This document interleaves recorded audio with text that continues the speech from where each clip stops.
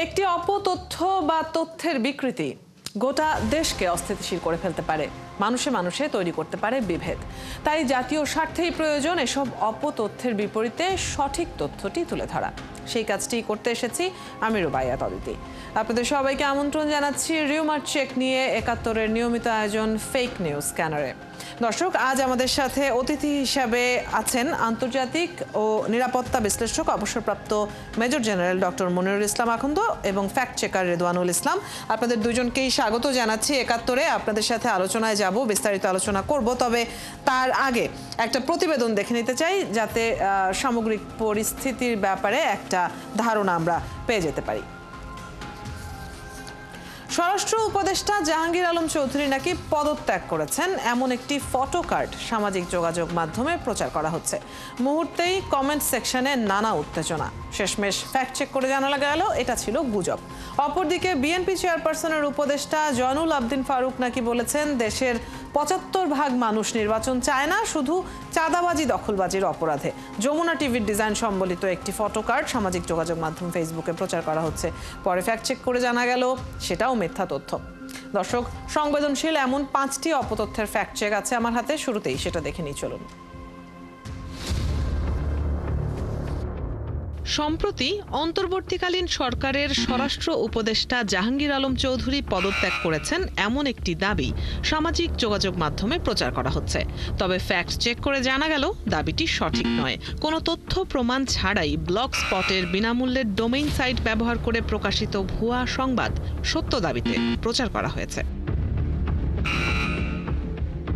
দেশের ৭৫% মানুষ নির্বাচন চায় না, শুধু চাঁদাবাজি দখলবাজির অপরাধে। এমন শিরোনামে বিএনপি চেয়ারপারসনের উপদেষ্টা জয়নুল আবদিন ফারুকের বক্তব্য দাবিতে যমুনা টিভির ডিজাইন সম্বলিত একটি ফটো কার্ড সামাজিক যোগাযোগ মাধ্যম ফেসবুকে প্রচার করা হচ্ছে। তবে সত্যিটা সামনে আনলো রিউমার স্ক্যানার টিম। তারা জানায় জয়নুল আবদিন ফারুক এমন কথা বলেননি এবং যমুনা টিভিও এমন কোনো ফটো কার্ড বা সংবাদ প্রকাশ করেনি। ডিজিটাল প্রযুক্তির সহায়তায় সম্পাদনার মাধ্যমে এই ফটো কার্ডটি তৈরি করা হয়েছে। ওদিকে ৪ মে গাজীপুরে হামলার পর হাসনাত আবদুল্লাহর অবস্থা খুবই খারাপ, সবাই তার জন্য দোয়া করবেন এমন দাবিতে একটি ভিডিও ইন্টারনেটে প্রচার করা হয়েছে। সেখানে দেখা যাচ্ছে হাসনাত আবদুল্লাহকে হাসপাতালে দেখতে যান বাংলাদেশ জামায়াতে ইসলামীর আমির ডাক্তার শফিকুর রহমান। তবে ফ্যাক্ট চেক করে জানা গেল প্রচারিত ভিডিওটি গত ৪ মে গাজীপুরে হাসনাত আবদুল্লাহর গাড়িতে হামলার ঘটনা পরবর্তী সময়ের নয়, বরং ভিডিওটি ২০২৪ সালের ২৫ আগস্টের।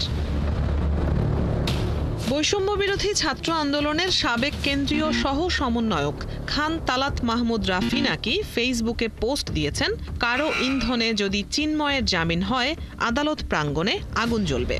তবে অনুসন্ধানে জানা যায় তালাত মাহমুদ রাফি ফেসবুকে এমন কোনো পোস্ট দেননি। মূলত রাফির নামে একটি ভুয়া ফেসবুক পেজ এই সংক্রান্ত পোস্ট ছড়াচ্ছে। ভারত পাকিস্তান চলমান উত্তেজনার মধ্যে পাকিস্তান কর্তৃক ভারতের যুদ্ধ বিমান ভূপাতিত করার দাবিতে একটি ভিডিও ফেসবুকে ভাইরাল। রিউমার স্ক্যানার টিমের অনুসন্ধানে জানা গেল আলোচিত ভিডিওটি পাকিস্তান কর্তৃক ভারতের যুদ্ধ বিমান ভূপাতিত করার নয়, বরং একটি ভিডিও গেমের দৃশ্য। দর্শক, আজ 5টি ফ্যাক্ট চেক করতে গিয়ে দেখা গেল বাংলাদেশকে ঘিরে রাজনৈতিক ও আন্তর্জাতিক খবরগুলোকে বিকৃত করে মিথ্যা গুজব ছড়ানো হচ্ছে। অন্যদিকে সামাজিক ও ধর্মীয় ইস্যুতেও চলছে অপতথ্যের প্রচার। যথারীতি সবকটি সামাজিক যোগাযোগ মাধ্যমে সেটা ছড়িয়ে দেওয়া হচ্ছে। ব্যবহার হচ্ছে ফেক অ্যাকাউন্ট বা পেজ। রুবাইয়াত অদিতি, ৭১। দর্শক, শুরুতেই যেমনটি বলছিলাম আমাদের সাথে অতিথিরা যুক্ত আছেন আন্তর্জাতিক ও নিরাপত্তা বিশ্লেষক অবসরপ্রাপ্ত মেজর জেনারেল ডক্টর মনিরুল ইসলাম আখন্দ এবং ফ্যাক্ট চেকার রেদওয়ানুল ইসলাম, যার কাছে আমি শুরুতে যেতে চাই কারণ আমরা বেশ কিছু দেখছিলাম এমন অপতথ্য ছড়ানো হয়েছে। রেদওয়ানুল ইসলাম, প্রতিবেদনটি নিশ্চয়ই দেখছিলেন। এরকমই প্রতিদিনই কিছু না কিছু অপতথ্য, প্রতিদিনই নানান ধরনের গুজব, সেগুলো কিন্তু আমরা দেখতে পাচ্ছি সোশ্যাল মিডিয়াতে ছড়াচ্ছে, ঘুরে বেড়াচ্ছে এবং মানুষ সেগুলোকে বিশ্বাসও করছে। তো যখন কোনো একটা ব্লুটিক কোনো একটা পেজ থেকে সেটাকে শেয়ার করা হচ্ছে, খুব স্বাভাবিকভাবেই তো মানুষের মধ্যে একটা আস্থা তৈরি হয়ে যায়। কিংবা আমরা দেখছি যে ফটো কার্ডগুলো নকল হচ্ছে গণমাধ্যমের।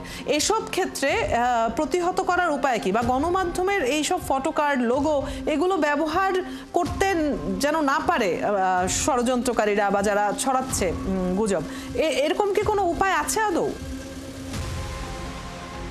আচ্ছা, যদি প্রথমে হচ্ছে ফটো কার্ডের বিষয়টা দিয়ে যদি শুরু করি, বাংলাদেশে সাম্প্রতিক সময়ে গুজব ছড়ানোর একটা বড় মাধ্যম হচ্ছে গণমাধ্যমের ফটো কার্ড নকল করা। মানে আমরা যদি দেখি, এটা হচ্ছে আপনার যখন থেকে হচ্ছে আমাদের সংবাদ মাধ্যমগুলো ফটো কার্ড আকারে সংবাদ পরিবেশন করা শুরু করলো, তখন থেকে হচ্ছে যারা অসাধু লোকজন আছে তারাও ফটো কার্ডকে ঘিরে মানে ফটো কার্ড নকল করে গণমাধ্যমের লোগো ব্যবহার করে নানানভাবে হচ্ছে মিস ইনফরমেশন বা গুজব ছড়ানো শুরু করলো।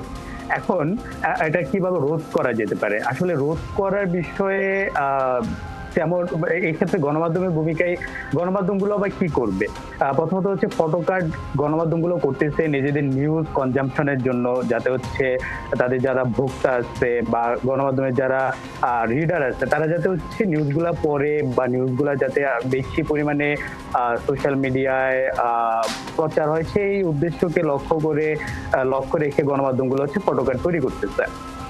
কিন্তু আবার এই ফটো কার্ডগুলোকে নকল করতেছে যারা, তাদের নকল করতেছে কিছু অসাধু চক্র গুজব বা মিস ইনফরমেশন ছড়ানোর জন্য। এখন আমরা গণমাধ্যমের করণীয়টা কি?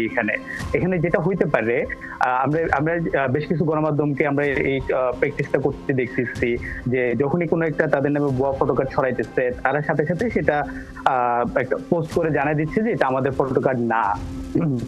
এখন আমরা এইটা ছাড়া আসলে আরেকটা বিষয় হচ্ছে মানুষের সচেতনতাটা আর কি, যে কোনো একটা ফটো কার্ড ছড়াচ্ছে, ফটো কার্ড দেখলাম, আমরা আসলে একটু গিয়ে দেখি যে ওই মিডিয়া বা ওই সংবাদ মাধ্যমটা বা ওই গণমাধ্যমটা তাদের ফেসবুক পেজে বা অন্য কোনো সোশ্যাল মিডিয়া অ্যাকাউন্টসে এই ফটো কার্ডটা পোস্ট করছে কিনা, বা হচ্ছে ফটো কার্ডে অনেক সময় লেখা থাকে বিস্তারিত কমেন্টে, এই বিস্তারিত প্রতিবেদনটা কোথাও পাওয়া যাচ্ছে কিনা ওই সংবাদ মাধ্যম বা গণমাধ্যমের ওয়েবসাইটে এই প্রতিবেদনটা আছে কিনা, বা একটু গুগল করে খোঁজা। মানে যেহেতু হচ্ছে আপনার তথ্য থাকবে, এখন তথ্যের যুগ, তথ্য থাকবে, তথ্যের বিপরীতে অপতথ্য থাকবে, মিস ইনফরমেশনও থাকবে। আপনার হচ্ছে কোনোটাকে আটকানো আসলে বৃহৎ পরিসর আটকানো সম্ভব না আর কি। তো এই ক্ষেত্রে যেটা প্রয়োজন সেটা হচ্ছে মানুষের সচেতনতা, অ্যাওয়ারনেস, এবং হচ্ছে সংবাদ মাধ্যমের দায়বদ্ধতা। জি, এই জায়গাটিতে আবারও আসবো। আপনার কাছে আরো একটি প্রশ্ন আছে, তবে আমি চলে যেতে চাচ্ছি এই মুহূর্তে আন্তর্জাতিক ও নিরাপত্তা বিশ্লেষক অবসরপ্রাপ্ত মেজর জেনারেল ডক্টর মনিরুল ইসলাম আখুন্দের কাছে। আমরা আন্তর্জাতিকভাবেই একটা অস্থিতিশীল পরিস্থিতি তো দেখছি, আন্তর্জাতিক প্রসঙ্গে আসছি, তবে তার আগে যেহেতু প্রতিদিনই নতুন নতুন অপতথ্যের জন্ম হচ্ছে, গুজব সৃষ্টি করা হচ্ছে, ব্যক্তি বিশেষকে টার্গেট করে, দলকে টার্গেট করে এই ধরনের গুজবগুলো ছড়ানো হচ্ছে, এতে সামগ্রিকভাবে আমাদের সামাজিক নিরাপত্তা কতখানি প্রভাবিত হয়, কতখানি ঝুঁকির মুখে পড়ে বলে আপনি মনে করেন? হ্যাঁ, অনেক ধন্যবাদ। আমি আপনার প্রশ্নটা খুব সংক্ষেপে উত্তর দিয়ে আমি আন্তর্জাতিক বিষয়টা নিয়ে একটু বেশি বলতে চাচ্ছি। পাকিস্তান ভারত দিয়ে টেনশন চলছে, তো গুজব, রিউমার ইজ নেভার গুড, এবং এটা আগের যে বক্তা বললো ভেরি রাইট। এখানে আসলে গণমাধ্যমেরও তেমন কিছু করার নাই আমার মতে। এখানে আমাদের সিটিজেন, জনগণকে সজাগ করতে হবে। আমরা যে খবরটা দেখে মনে করব যে এখানে সামান্যতম এখানে ভুল থাকতে পারে, সেটা আমরা শেয়ার করব। এবং আমাদের citizens, we have to B dependent on main stream media, এবং সোশ্যাল মিডিয়ার উপর আমাদের নির্ভরতা কমাতে হবে। এবং রিউমারে সবসময় বলি আংশিক সত্য থাকে, ম্যাক্সিমাম অংশটা মিথ্যা থাকে। তো আমি কখনো যেই তথ্য আমি সোশ্যাল মিডিয়া দেখে আমার সামান্যতম সন্দেহ হয়, এটা আমি কখনো শেয়ার করি। পাকিস্তান ভারত নিয়ে আমাকে একটু সময় দেন বলার জন্য। পেহেলগামে যে ঘটনাটা ঘটেছিল, 26 জন ভারতীয় নিহত হয়েছে, এটা সন্ত্রাসী আমরা কখনো সাপোর্ট করি না। We have also have zero tolerance against terrorism, এবং যারা দায়ী তাদের অবশ্যই বিচার হওয়া দরকার। বাট ভারত এই ঘটনাটাকে একটা ফ্ল্যাগ ফলস ফ্ল্যাগ অপারেশন হিসেবে ব্যবহার করেছে। ফলস ফ্ল্যাগ অপারেশনের ডেফিনেশন হচ্ছে an act committed with the intent of disguising the responsibility and pinning the blame on somebody else. So Bharat কিন্তু অকপটে প্রমাণ ছাড়াই তারা পাকিস্তানকে ব্লেম করেছে এবং পুরো ভারতবাসীকে ইউনাইটেড করেছে পাকিস্তানের এগেনস্টে এই ঘটনার পরিপ্রেক্ষিতে। এবং পাকিস্তানের জন্য এটা সোনায় সোহাগা, বিকজ আপনি জানেন রিসেন্টলি পাকিস্তান সেনাবাহিনীর পপুলারিটি একটু কমে গেছে ইমরান খান ইস্যুতে। তারাও প্রমাণ করতে চাচ্ছে পাকিস্তানিদের কাছে যে তাদের পাকিস্তান সশস্ত্র বাহিনীর একটা প্রয়োজন আছে। এবং এই ফিলোসফিটা ইস এ ইহুদি জুস ফিলোসফি। আর রাহিকুল মাকতুম একটা বই সাইফুর রহমান মোবারকপুরি লিখেছিলেন এবং 1987 সালে 1192টা বইয়ের মধ্যে সৌদি আরবে এটা প্রথম পুরস্কার পায় এবং ওইটা 2225 নম্বর পেজে উনি স্পষ্টভাবে বলেছেন যে ইহুদিরা হযরত মুহাম্মদ সাল্লাল্লাহু আলাইহি সাল্লামের সময় ওনারা দুইটা গ্রুপ খাজরাজ এবং আওয়াজ দুইটা মুসলমান গোত্রকে আলাদা আলাদা দুইটা ইহুদি গোত্র সাপোর্ট করতো যাতে তাদের মধ্যে মুসলমানদের মধ্যে দ্বন্দ্ব থাকে। এবং এই মুসলমানরা মনে করতো দুই পক্ষ আলাদা পার্টি তাদের সাথে সাপোর্ট করতে, বাট অ্যাকচুয়ালি তারা জুস্ট। এবং এটা হচ্ছে ইহুদি ফিলসফি অ্যাডপ্টেড বাই ইউএসএও এই ফলস প্রিতে আল কায়দাকে ব্লেম করে তারা ইরাক আক্রমণ করেছিল, যেটা মুডের ফারেনহাইট 9/11-এ স্পষ্টভাবে প্রমাণিত হয়েছে এবং ভারতও কিন্তু এটাতে বিশ্বাস করে। সো এই একটা রিউমার, একটা ভুল তথ্যের উপরে তারা যে আক্রমণটা করলো এটাতে কে ক্ষতিগ্রস্ত হবে এবং পাল্টা পাকিস্তান আক্রমণ করলো। আমরা বিশ্বাস করছিলাম, আশা করছিলাম এটা বাকযুদ্ধতেই থাকবে। আমরা কিছু পলিসি নেব, সিন্ধু চুক্তি স্থগিত করেছে, এয়ার স্পেস স্থগিত করেছে, কিছু ডিপ্লোম্যাট বহিষ্কার করেছে, তারপর এটা নর্মাল হয়ে যাবে। বাট এটা যুদ্ধ পর্যন্ত যে যাবে এটা আমরা কখনো আশা করতে পারি নাই। দুই পক্ষই এখন হতাহতের সংখ্যা আছে। পাকিস্তানিরা বলেছে তারা 10 জন না কতজনকে নিহত করেছে, ভারত বলেছে তারা 26 জনকে করেছে, কিছু যুদ্ধ বিমান প্রভাবিত করেছে। This cannot be good for this neighbourhood. এটা হচ্ছে পৃথিবীর সবচেয়ে ঘনবসতি এবং প্রতিবেশী হিসেবে আমাদের উপরে যে প্রভাব সেটা নিয়ে আসবো আমি এবং ফ্যাক্ট চেকার রেদওয়ানুল ইসলামের কাছে আমি ছোট্ট করে জানবো, একদম সময় খুবই কম আমাদের, যে এক হচ্ছে পরিকল্পনা করে কেউ কেউ গুজব ছড়াচ্ছে, একটা ষড়যন্ত্রের অংশ ধরে নিচ্ছি।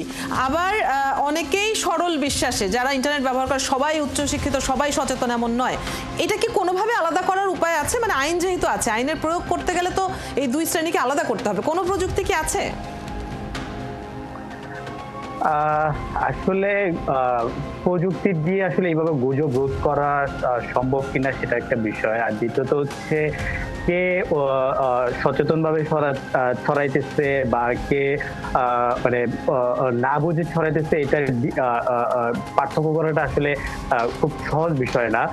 কারণ ধরেন আমি জানি এটা গুজব কি গুজব না, কিন্তু আমার কাছে মনে হচ্ছে যে এটা এখন মানে আমার কাছে মনে হলো হঠাৎ যে এটা না, এখন এটা শেয়ার করা জরুরি।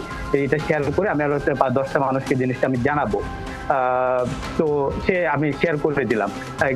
মানে আসলে আমি যেটা বলতে চাচ্ছি যে গুজব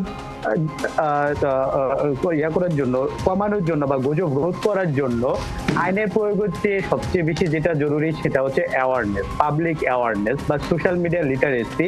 এই দুইটা জিনিস খুব খুব বেশি জরুরি। আপনি আইন প্রয়োগ করে একজনকে আটকাবেন, দুইজনকে আটকাবেন, বা আবার অনেক সময় দেখা যাবে এই আইন প্রয়োগ করতে গিয়ে কেউ তারপরে ভুলবশত আইনের ফাঁদে পড়ে যাচ্ছে। সেটা যেন না হয় সেজন্য আসলে প্রযুক্তির চাইতে বেশি প্রয়োজন সচেতনতা, আপনি যেমনটি বলছিলেন। আমরা একদম শেষ মুহূর্তে চলে যাচ্ছি অবসরপ্রাপ্ত মেজর জেনারেল ডক্টর মনিরুল ইসলাম আখন্দের কাছে।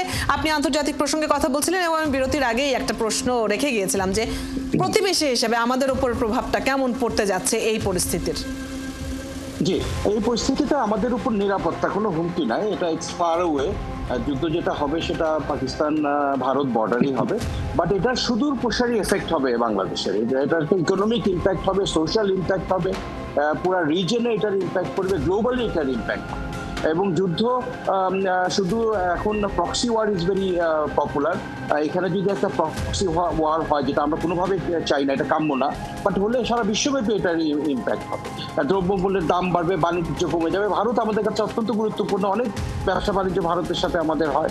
এবং আরেকটা ইম্প্যাক্ট হবে যে মায়ানমার রোহিঙ্গাদের থেকে ইন্টারন্যাশনাল অ্যাটেনশন ওখানে ডাইভার্ট হয়ে যাবে এবং এই আমাদের 1.1 মিলিয়ন রোহিঙ্গা, এটা আমাদের সমস্যা আমাদেরই রয়ে যাবে।